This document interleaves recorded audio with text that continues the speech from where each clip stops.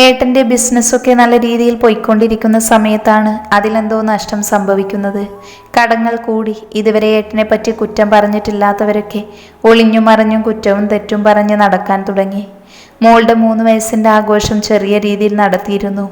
അത് കഴിഞ്ഞ് 2-3 ദിവസത്തിന് ശേഷം അവർ ഒരു യാത്ര പോയതാ. പക്ഷെ അന്ന് പോയവർ പിന്നെ ജീവനോടെ തിരിച്ചു വന്നില്ല. വണ്ടി കൊക്കയിലേക്ക് മറിയുമായിരുന്നു. കണ്ണൻ്റെ അച്ഛനെ കൂടാതെ ഏട്ടനന്ന് സുഹൃത്തായി ഉണ്ടായിരുന്ന പ്രദീപേട്ടനോട് ഏട്ടൻ ഒരുപാട് വിഷമങ്ങൾ പങ്കുവച്ചിരുന്നു അത്രേ. മാത്രമല്ല ഏട്ടൻ്റെ അന്നത്തെ ഡയറി കിട്ടിയിരുന്നു.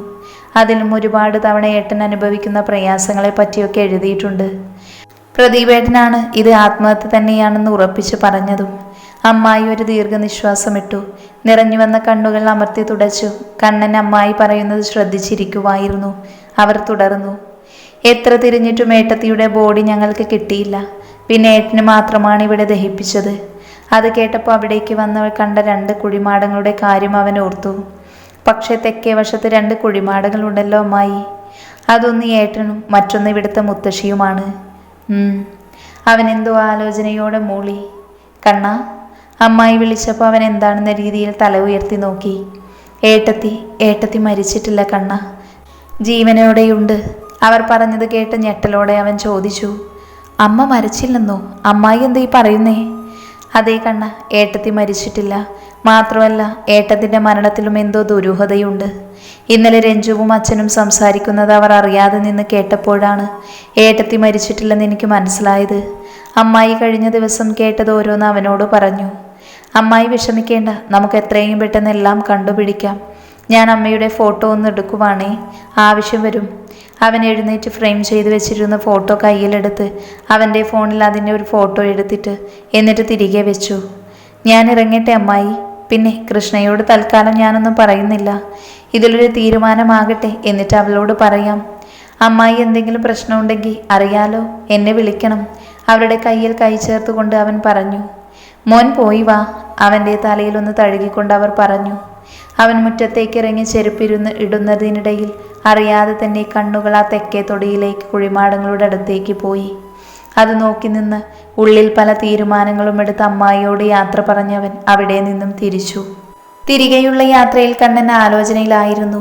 വീട്ടിലെത്തിക്കഴിഞ്ഞതിനെപ്പറ്റി അങ്ങനെ സംസാരിക്കാൻ പറ്റില്ല. കൃഷ്ണ ഉള്ളതുകൊണ്ട് അവൻ കാർ റോഡ് സൈഡിലേക്ക് നിർത്തിയിട്ടു. സീറ്റിലേക്ക് ചാരി കിടന്നുകൊണ്ട് അമ്മായി തന്നോട് പറഞ്ഞ കാര്യങ്ങൾ ഓർത്തു. കഴിഞ്ഞ ദിവസം നല്ല ടെൻഷനിലാണ് അയാൾ കയറി വന്നത്. വീട്ടിലേക്ക് വന്നു കഴിഞ്ഞാൽ പിന്നെ എന്നോട് അങ്ങനെ സംസാരിക്കൊന്നുമില്ല. അല്ലെങ്കിൽ തന്നെ എന്നൊരു വേലക്കാരിയുടെ സ്ഥാനത്ത് അച്ഛനും മോനും കാണുന്നേ. അങ്ങനെയുള്ള എന്നോട് എന്ത് മിണ്ടാന്. കുറച്ചു കഴിഞ്ഞ് രഞ്ജു എത്തി.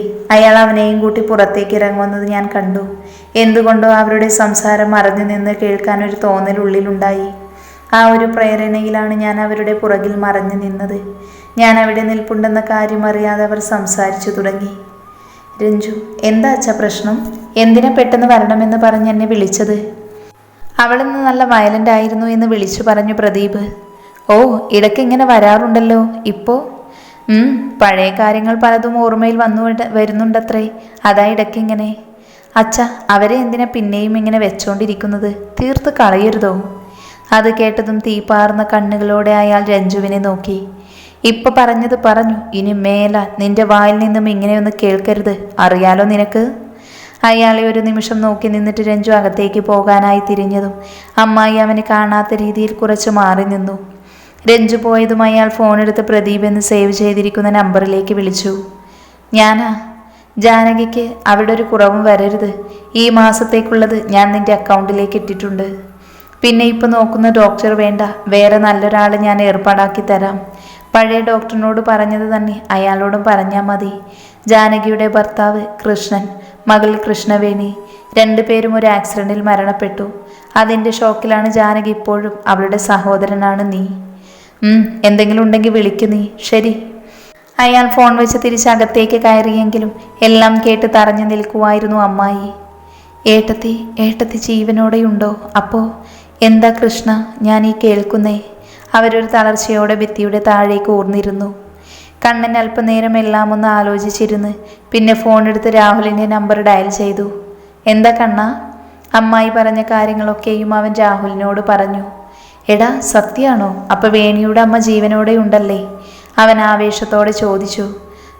പക്ഷെ ഇപ്പോൾ അവൾ ഒന്നും അറിയണ്ട. ആദ്യം അമ്മ എവിടെയാണെന്ന് നമുക്ക് കണ്ടുപിടിക്കണം. എടാ പ്രദീപ്, അയാൾക്കതിലെന്തോ റോളില്ലേ? രാഹുൽ സംശയത്തോടെ പറഞ്ഞു. ഞാനും അത് തന്നെ ആലോചിച്ചേ. അച്ഛൻ്റെയും അമ്മയുടെയും ഒരു അപകട മരണമല്ല, അവർ അറിഞ്ഞുകൊണ്ട് ചെയ്തതാണെന്ന് അന്ന് സാക്ഷി പറഞ്ഞത് അയാളാണ്. അച്ഛന് കടുത്ത മാനസിക വിഷമം ഉണ്ടായിരുന്നു എന്ന് പറഞ്ഞതും അയാളാണ്. അച്ഛൻ്റെ അന്നത്തെ സുഹൃത്തുക്കളിൽ ഒരാൾ. ഇപ്പോൾ അയാളുടെ അറിവിൽ എവിടെയോ ആണ് അമ്മ, അതുറപ്പ്. പ്രദീപ്, അയാളെ കണ്ടെത്തണോ ആദ്യം. പക്ഷേ എങ്ങനെ? വഴിയുണ്ട്. അച്ഛൻ്റെ അന്നത്തെ സുഹൃത്തുക്കളിൽ ഒരാളായിരുന്നു അയാളെന്നല്ലേ പറഞ്ഞേ. അപ്പോൾ പിന്നെ എൻ്റെ അച്ഛനും അറിയായിരിക്കുമല്ലോ ഇങ്ങനെ ഒരാളിനെ പറ്റി. അച്ഛനോട് തന്നെ തിരക്കാം, കണ്ണൻ പറഞ്ഞു. ആടാ, നീ അന്വേഷിച്ചിട്ട് വിളിക്ക്. കണ്ണൻ ഫോൺ വെച്ചിട്ട് കാർ സ്റ്റാർട്ട് ചെയ്തു. കാർ വീടിൻ്റെ മുറ്റത്തെത്തിയപ്പോഴേ കാണുന്നത് പുറത്തിരുന്ന് ഏതോ ബുക്ക് വായിക്കുന്ന അല്ലിയെയാണ്. അവൻ ഡോറടച്ച് മുറ്റത്തേക്ക് വരുന്നത് കണ്ട് അവൾ എഴുന്നേറ്റു. കൃഷ്ണ എവിടെ അല്ലി? അവൻ അടുത്തേക്ക് ചെന്ന് ചോദിച്ചു. ഓ, വേണിയെ കാണാൻ തിടുക്കമായല്ലേ? അവൾ കളിയാക്കിക്കൊണ്ട് ചോദിച്ചപ്പോൾ അവൻ ചിരിച്ചു. അത് കണ്ട് അവൾ പറഞ്ഞു. ചിരിച്ചോ, അവൾ അകത്തുണ്ട്. ഞങ്ങൾ സംസാരിച്ചിരിക്കുമായിരുന്നു ഇത്രയും നേരം. പിന്നെ ഞാനൊരു ബുക്ക് വായിക്കാമെന്ന് വിചാരിച്ച് ഇവിടേക്ക് ഇരുന്നതാ. ഞാനെന്നാ വീട്ടിലേക്ക് പോകുവാണേ, അവൾ ചെരുപ്പ് ഇടുന്നതിനിടയിൽ പറഞ്ഞു. പോയി വാ. അവരൊക്കെ എപ്പോഴാണ് എത്തുന്നേട്ടാ? അവൾ ചോദിച്ചു. ഇന്നിപ്പോൾ കല്യാണം കഴിഞ്ഞ് കാണും. അച്ഛനും അമ്മയും അച്ഛനും നാളെ അവിടെ നിന്ന് തിരിക്കുമെന്നാ പറഞ്ഞേ. മുത്തശ്ശി ഒരാഴ്ച അവിടെ നിൽക്കുവല്ലേ. അവൾ തലയാട്ടിക്കൊണ്ട് വീട്ടിലേക്ക് നടന്നു. അവൾ പോയതിന് പുറകെ അവൻ അകത്തേക്ക് കയറി. വാതിലടച്ചിട്ട് അവൻ നേരെ പോയത് വേണിയുടെ മുറിയിലേക്കായിരുന്നു. എന്നാൽ അവിടെ അവൻ അവളെ കണ്ടില്ല. ഇതെവിടെ പോയി? അവൻ ചുറ്റിനു നോക്കിക്കൊണ്ട് ആലോചിച്ചു. ചിലപ്പോൾ എൻ്റെ മുറിയിൽ കാണും.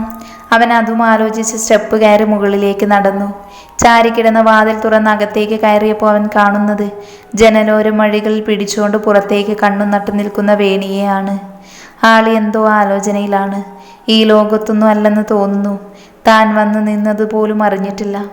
അവൻ അതും ഓർത്തുകൊണ്ട് ശബ്ദമുണ്ടാക്കാതെ പതുക്കെ അവളുടെ അടുത്തേക്ക് നടന്നു. അവൾ മുടി ഒന്നാകെ ഒരു വശത്തേക്ക് പിന്നിട്ടിരിക്കുവാണ്. അവൻ അവളുടെ തൊട്ടുപുറകിലായി പോയി നിന്ന് അവളുടെ നഗ്നമായ പുറത്ത് പയ്യെ ഊതി.